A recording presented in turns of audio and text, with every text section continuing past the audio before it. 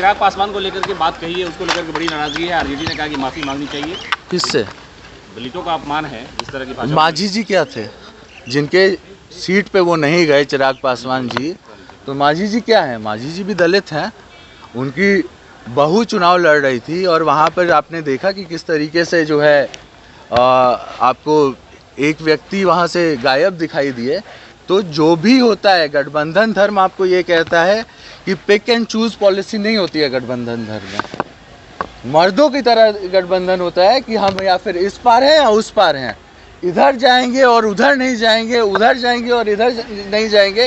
ये गठबंधन धर्म नहीं होता है और उनको समझना चाहिए। अगर वो गठबंधन में है तो स्पष्ट रूप से दिखाएं कि वो गठबंधन में हैं और बताएं, उनका स्वागत होगा। लेकिन अगर वो पिक एंड चूज की पॉलिसी चूज करते हैं, माझी जी क्या है, दलित नहीं है? उनके सीट पे काहे नहीं गए थे चिराग पासवान? ये सवाल मेरा नहीं है, ये प्रेस वालों का सवाल है, ये आपका सवाल है। हाँ, और ये सवाल पूरे बिहार का है, ये गठबंधन का सवाल है। चिराग पासवान का संगीन आरोप में सीएम नीतीश की कृपा से बाहर आए। अरे चिराग पासवान जी को याद रखना चाहिए कि उनके पिताजी और मेरे पिताजी के कितने मधुर रिश्ते थे। उनको शायद याद नहीं होगा।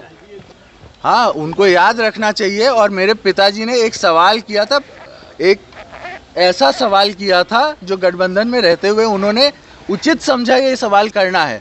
क्या बोला था मेरे पिताजी ने? यही बोला था कि अगर आप गठबंधन में हैं तो स्पष्ट कीजिए, अगर आप पिक एंड चूज की पॉलिसी मत कीजिए। आज इधर जा रहे हैं, कल उधर जा रहे हैं, माझी जी के यहाँ नहीं जाएंगे, आनंद मोहन जी के यहाँ नहीं जाएंगे। हम भी तो गठबंधन में थे ना, हम तो ये सरकार बचाए हुए हैं।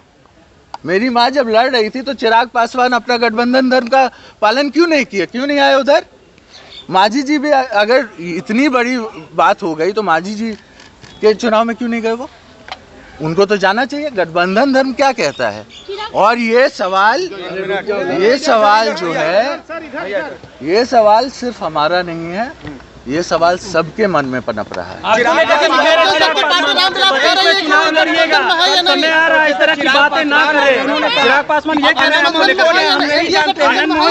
हैं किसी दल में नहीं है उनके।